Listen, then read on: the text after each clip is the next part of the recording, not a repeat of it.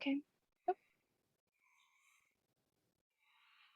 Should we wait until 30 before I start? someone already clicked it. I was well ahead of you. Should we wait until 30 before I actually start the presentation, or should we just go straight in? Let's wait until 30. Yeah.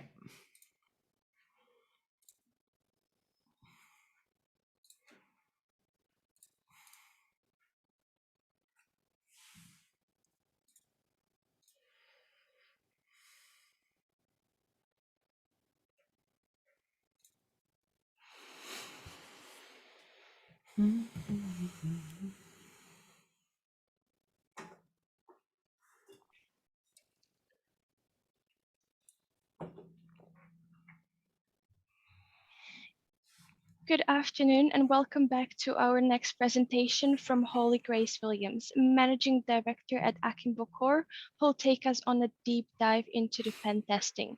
Before we get started, just a couple of reminders. Please do use the polls function to the right of your viewing panel to ask questions. And if you hadn't already done so, click the theater mode button under your viewing panel to watch in a full screen. Now over to you, Holly. Hello, everybody. I've been asked to do a deep dive into pen testing, which I said, that's easy. I've been working in cybersecurity for 15 years, the majority of which I've been doing pen testing. Doing a deep dive into pen testing sounds easy. And then they said, you've got 20 minutes. So on that note, this will be a glancing overview into pen testing. I'll hopefully cover what pen testing is and the benefits of it for those who are new to it. I'll also talk about some of the weaknesses of pen testing, in particular how people feel about pen testing and why that can lead to it occasionally being ineffective so that organizations can avoid those things. And I'll also talk about some of the alternatives to pen testing. So when pen testing isn't the best option, what can we do instead? And hopefully give you something a little bit more interesting than just run a vulnerability scan or something like that.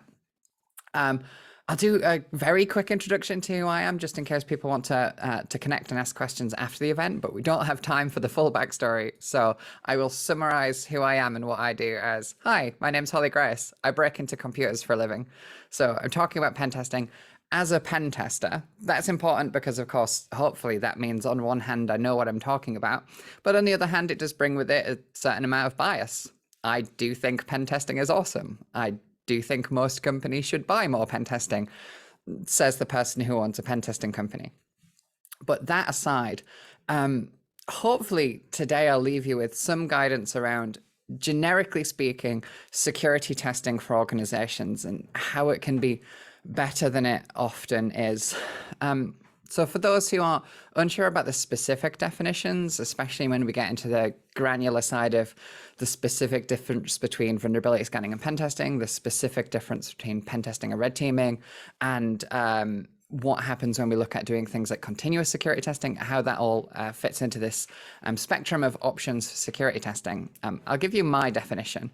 And the reason that I say my definition is, of course, reasonable adults are going to disagree where I draw the line between these things.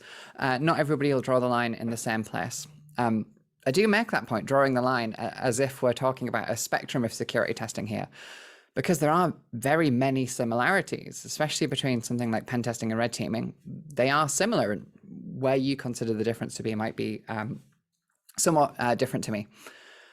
So for me, a penetration test is a human-led, scope-restricted, time-limited security assessment. Typically what we're talking about here is somebody asking us to use ethical hacking techniques to try and compromise a specific system. So something like you've just released a new version of your mobile application or a new version of your website, something like that, and you want a security assessment doing.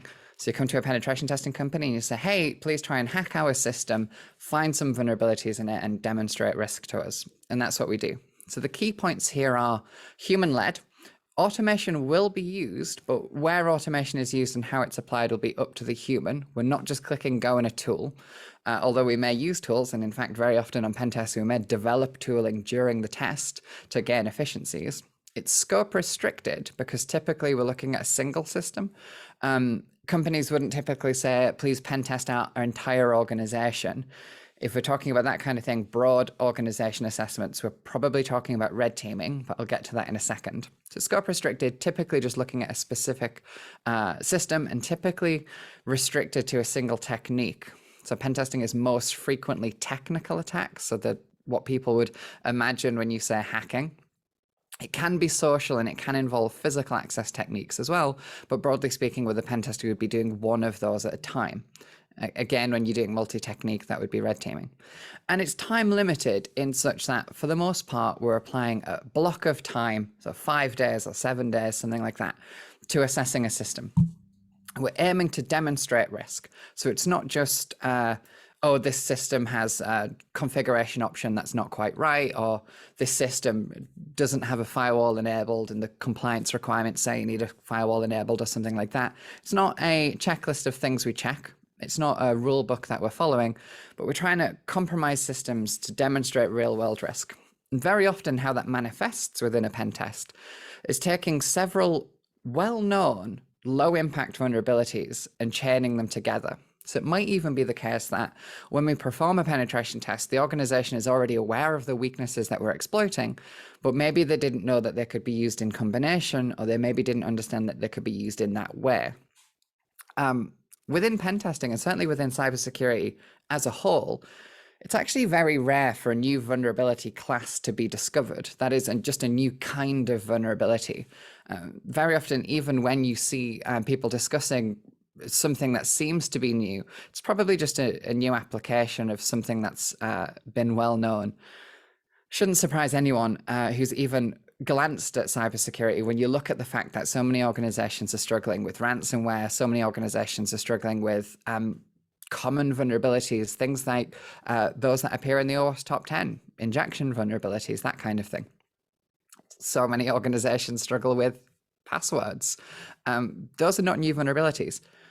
Give you an off-the-cuff example. When British Airways were hacked, they had a significant vulnerability that ultimately resulted in the ICO issuing an intent to fine of £183 million. That was later reduced, but on the offset, it was an intent to fine of 183 million. That vulnerability, inclusion of dynamic code from an untrusted sphere, we've known about since at least 2010. I did try and find the oldest reference to that issue that British Airways suffered that I could find. And it's well documented, at least back to 2010. I saw some MITRE documentation on it, for example. When you look at things like SQL injection, a very well-known vulnerability and often talked about within the pen testing space, it's a vulnerability that's been known about since 1998. So we're not typically on pen testing coming up with new vulnerabilities. It's just applying vulnerabilities in a way that was unexpected to the company or chaining vulnerabilities together. And what we're looking at is demonstrating the risk. So the important detail here, demonstration, is we're not just saying, well, injection attacks generally allow for this. Injection attacks generally allow for the theft of confidential information. What we would be looking to do is say, I can access this database and I can steal confidential information and I can show you me doing it. The big thing here, of course, is reduction of false positives. We don't want to report a vulnerability that it turns out we misunderstood or it wasn't as bad as we thought it might be. And also demonstrating the risk. It makes it easier to understand how exposed the organization would be. The theft of confidential information as a risk really depends on what the confidential information is. Your organization might consider log entries confidential. That's pretty common. But for the most part, log entries aren't that interesting. They can be useful to an attacker, but it's certainly extracting log entries from a system is not as interesting as extracting medical information, credentials, those kinds of things. So that is pen testing in a nutshell. I mentioned red teaming. For me, red teaming is distinct from pen testing in two specific ways. It is not scope restricted in the same way, that being what I mentioned earlier, where pen testing would be a specific technique generally, so technical, physical, or social. Generally with red teaming, it would be up to the adversarial team which technique would be used, and you would likely swap between techniques during the engagement. Secondarily, I would also expect with the red team, there should be an active defensive team. I would say the red team goes much further than the pen test in such that it not only aims to exploit vulnerabilities and demonstrate the real world risk, but it also aims to assess the organization's capability to respond to those threats. So the big difference is effectively, does the help desk and the SOC and the defensive team in general know the attack is taking place? With a pen test, I'm probably sitting with the IT team, and if I find something interesting, I'll probably give them a quick shout over to let them know what I found prior to writing a formal report. With a red team, we're trying to do it in such a way that we're not detected to assess, does the organization respond to that issue effectively? And very often, as you can imagine, certainly with less mature organizations, very often the response is a little bit difficult, especially when you consider that you're not just looking at the red teaming traffic, but you're looking at everything that's hitting your organization, working out not only which attacks are taking place, but which are being effective and what kind of data might be accessed is pretty difficult. It's not uncommon for real world attackers to perform effectively distraction techniques. A really simple example might be performing a denial of service attack against an unrelated system to cause the responsive team to utilize all of their resources on that denial of service attack so that we can exfiltrate data elsewhere. That kind of thing's pretty common. So that's pen testing, and it sounds awesome. What are the difficulties with pen testing, and what might companies fall foul of when they're looking at penetration testing? You've just released a new version of your mobile application. You want to get security assessed, but where can you fall down? The first thing that I see companies jumping on is wanting the pen test to be as realistic as possible. And I think typically what we need to do here is at the beginning of the assessment is take a pause and say, what is the goal of this assessment? Are we trying to determine if this organization can effectively respond? Are we trying to find as many security vulnerabilities in the most efficient way possible? Or are we trying something else? Are we trying to emulate a specific threat, for example? And generally speaking, with pen testing, most companies actually, what they're looking for is to find as many security issues as possible in the most efficient way. And that might lead you to wanting to actually share information with the pen tester, and maybe wanting to assist the pen tester in skipping some steps so that you cut down the length of time for the engagement. Cutting down the length of time for the engagement is going to be useful in two ways. First of all, you get the results faster, and that's useful if you're trying to go live with a product or something like that. Secondarily, this is a human-led engagement. You're paying a consultancy fee. You're probably paying a day rate or something like that. So if you can cut some time down on the assessment because it's not necessary, that'll ultimately make it cheaper. So sometimes when it comes to pen testing, I get very strange reactions from customers during the engagement. And it might be something like, a silly example. One company I worked with quite a while ago now kept their IP addresses in a safe. They considered the IP address space they were using to be confidential information. Anyone who knows anything about networks knows that it's going to be an RFC 1918 address. It's going to be a private address. It's not fundamentally and shouldn't fundamentally be confidential. But what that meant was at the start of the engagement, they wouldn't tell me anything about their network layout, their IP addresses in use, those kinds of things. I think they said something like, oh, they begin with a 10 or something like that. Like, that's all we're telling you. And that's fine. And we can do network mapping, we can do device enumeration, we can do service enumeration. Port scanners exist. This shouldn't surprise anyone. But I'm probably going to spend a huge amount of time network mapping, and that activity might not be useful to your organization achieving its goal. If you were, for example, to supply a network diagram, some target machines that were particularly sensitive to you, give us the context of the organization within how that network is used, we're probably going to run things a lot faster. And ultimately, that might get you to your goal more quickly. If you are looking to perform a realistic attack, you probably should have a discussion with the red team, or at least define to the red team, what do you mean by realistic? Who are we emulating? Are you looking for us to emulate a group of bored teenagers looking to deploy ransomware? Or are you looking for us to emulate a nation state backed threat group? Because the capabilities and what those groups are going to do is very different. You can't just say realistic, you would have to narrow it down somewhat. Very often, as I mentioned, organizations want to talk about brand new security vulnerabilities, and they want to talk about almost like cool security vulnerabilities. And that's a very easy one for pen testers to fall into. I think pen testing is the best job in the universe. That's why I do it. And talking about cool new vulnerabilities is cool and new. But very often, that's not what's actually useful to the organization. One last thing on the pitfalls of cybersecurity in general is very often when I talk to an organization about performing a pen test, I want to know why they want the pen test performing. And very often, maybe even most often, you'll hear something like compliance requirements. We need this pen test because we're a PCI company and it's our 11.3 assessment, something like that. That's fine. It's not the most interesting reason to run a pen test, but it's fine. If it's a compliance requirement, we can help you out with that.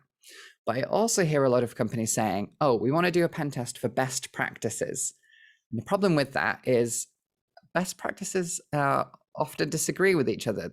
There is no overarching document that will give you just the list of best things you can do from a cybersecurity point of view. This comes up all the time where best practice often disagrees on something that you should do. I'll give you a couple of examples here. Look at something like password rotation or password complexity. Password complexity is a requirement of PCI, or at least PCI DSS 3.2.1 until it is updated. Your passwords must include, as PCI puts it, alphabetic and numeric characters. So they don't do the whole uppercase, lowercase, number, symbol thing, but they have a requirement of that nature. And there's other compliance requirements that state that as well, and other best practice documents that state complexity should be enforced. But then we can see here from this slide, both NIST 800-63B and the NCC advise against complexity. So following best practice can be difficult unless you can accurately define best practice. Password rotation is another example. PCI DSS again mandates passwords rotate every 90 days, and then both NIST and NCSC again advise against password rotation. So when it comes to an assessment, you can't really just say best practices without specifying what best practice are we following. If it is PCI and it's 11.3 assessment, then that's cool. We know what the rules of engagement are. We know what vulnerabilities are going to matter to you, not necessarily because they're a high risk to the organization, but they're a compliance risk. So when it comes to best practice stuff, you've got some options. And, if you're looking to determine if your security policies and processes are working, then that's fine. Maybe pen testing is not the best option there. Maybe asset hardening or even vulnerability scanning is the best thing to do. If you're looking to see if you have a specific security stance on a specific system, maybe a pen test is right. If you're looking to determine whether your organization can respond to a specific threat group, hey, we're worried about ferocious panda or whatever your particular APT group of choice is, the adversarial team can look to emulate that particular threat. Very often when it comes to pen testing, and even worse with red teaming, it's romanticized. And I get it, it's a really freaking cool job. But what it can sometimes lead to the impression of is, as an organization's maturity increases, they move away from a certain kind of security assessment. So maybe you start with vulnerability scanning, and then you advance in maturity and you advance to pen testing. And then once you've done pen testing for a while, you advance to red teaming. And that, in fact, isn't and should not be the stance. You add activities, you don't replace them. There's many things out there that, a vulnerability scan might just be the best thing to do. For example, if you are doing something like deploying WSUS, if you're using WSUS for automated updates across your system, or if you're trying to do something like implement the CIS benchmarks, an example of asset hardening to all of your devices, and you want to know if that was successful, paying a pen tester to log into every device and check that all of the security updates have been applied is an inefficient way to do it. It's also boring as hell. Please don't ask me to do that. The better thing to do is probably something like an authenticated vulnerability scan. So whilst nobody's ever going to want to do a presentation on authenticated vulnerability scans because it's not interesting, it is an important step. If you want to know if your WSUS server is working and updates are being deployed in the way that you think they are, vulnerability scans are a good way to do that. So effectively, this is an 18-minute rant to say penetration testing is awesome at really two things: checking a specific system to see if vulnerabilities exist, and going one step further than a vulnerability scanner would ever be able to do, and chaining vulnerabilities together. So instead of, just reporting some low impact vulnerabilities, can we use those vulnerabilities? Can we chain them and demonstrate the real world risk? So pen testing is awesome and you should all buy pen testing, but it's not your only option. So at the start of the engagement, when you're looking for improving your organization's security stance, you really should be setting the goal for the assessment. And the goal for that assessment will determine what is the best fit for your organization from a security testing point of view. And what you'll probably find as your organization steps through its maturity and you get bigger, your team gets bigger, you get bigger budgets, you start doing things well, you use your muscle memory and you implement things faster, you will probably move through this spectrum where vulnerability scanning is the first activity that you do. And then as you get towards the end, you'll start doing pen testing and then red teaming. But it isn't the case that you should ever replace one of those. Also, sometimes it might be the case of, you know what, talk to your pen testers. Talk to your pen testers about how can you do these things more efficiently. The pen tester might have some automation that they've developed that they can help you through that. I haven't particularly mentioned continuous security testing. It is what you think it is, given its name. One of the big weaknesses of things like penetration testing is the fact that they're a point-in-time assessment. Typically, organizations would do penetration testing annually. I said typically with a pause because I generally think that's a bad approach. You shouldn't tie your penetration testing schedule to how many laps of the sun you've done. And whenever you look at compliance requirements, so again, to bully PCI as an example, and PCI does state, 11.3 testing that I mentioned should be done at least annually. Keyword there being at least. So once you've got through all of that stuff, you will find that you advance through these stages, but a lot can happen in a year. So how can we get around that? Continuous security testing is one option, but also just automating these tests is another option. I mentioned asset hardening and the CIS benchmarks. That kind of thing you definitely should be automating. And that's it. So to round off, since we've used the 20 minutes now, penetration testing is awesome and it's a very effective mechanism for determining if common unknown risks exist within an organization, whether they can be chained, and ultimately demonstrating the real world risks. So instead of it being a in theory risk like you might get from a vulnerability scanner, this system appears to be vulnerable because of its self-reported version number or its configuration options or something like that. Penetration testing can go one step further and can demonstrate that risk. We will steal the data to show you that the data can be stolen, as a simple example. You get the point. But really, you should be thinking broader than pen testing. And if I could leave you just with one piece of advice and one guidance from this talk, would be try not to focus on the payload. Try not to focus on the end stage when it comes to attacks. A lot of organizations stumble on things like, we're worried about ransomware attacks, and ultimately start thinking through the methodology that a real world attacker would use to determine the attack chain.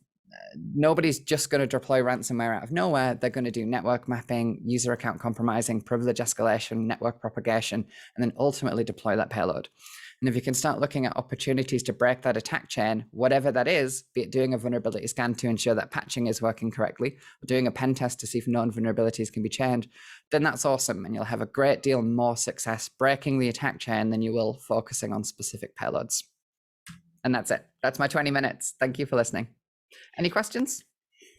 Thank you, Holly. It was a great presentation. There were a few questions that came through the chat during Let me your bring them up. presentation. I've got them here. I'm ready. Okay, so the first one would be, would you say OSCP slash OSCE is a good route for pen testing credentials? Yes, so talking about certifications here, if you're looking at becoming a pen tester or looking at upskilling in pen testing, is something like the OSCP, that's the Offensive Security Certified Professional, or their Certified Expert certifications good? Yes, they are. Historically, the weakness with the OSCP has always been its focus on infrastructure testing as opposed to web application testing. If you're an infrastructure focused person, if that's where all or most of your interest lies, then those are great certifications. Personally, I prefer the web application side of things, so that is a weakness of that certification, but there's other options out there. Mm-hmm. And for organization using Office 365 and some cloud-based systems, would pen testing or vulnerability scanning or red teaming apply? Yes. Yeah. Yeah. So with cloud computing, does pen testing or broadly speaking, security assessments still apply? Yeah, actually, it was something that I wish I had more time to get into because, of course, with cloud security, you have the additional option of something like a security configuration review. If, for example, in fact, taking the example I used in the presentation, I said, if you want to know if your systems are patched, you'd use a vulnerability scanner. Well, if there's other security hardness checks that you want to do, such as, for example, are all of your virtual machines' disks encrypted? You probably wouldn't want to use a pen test for that. You would probably just use the cloud configuration API or CLI to do that check very quickly. So yes, pen testing and vulnerability scanning, red teaming still applies to cloud environments because they are still just computers in somebody else's data center. But you, broadly speaking, get more options on the automation side of things. Both Azure and AWS I work with very, very frequently, if not daily. And most of the time we're looking at Let's not waste time performing the same security checks again and again. Let's automate them. Okay, and the last question, how regularly should a business do pen testing? Oh, wonderful question. PCI DSS 3.2.1 says annually or on any major change. That's a nice thing you can write in a policy document. The weakness that I see with that is a lot of organizations don't do major changes. Maybe you're a bit more agile and you're doing a series of very small changes. Makes that major change thing problematic. An organization should perform a penetration test anytime their risk profile meaningfully changes. So that could be you've done an operating system upgrade and a major change like that, or it might just be that you've done enough small changes that a pen test is warranted. Also, you should still have a maximum cadence. So, after a number of changes or annually, it's fine as a fallback. Okay, that's perfect. It's time to wrap up this session, but our live sessions continue with the next two agenda items due to start in 5 minutes. Head back to the agendas and we have presentation and panel discussion for you to choose from. Thank you. Thanks.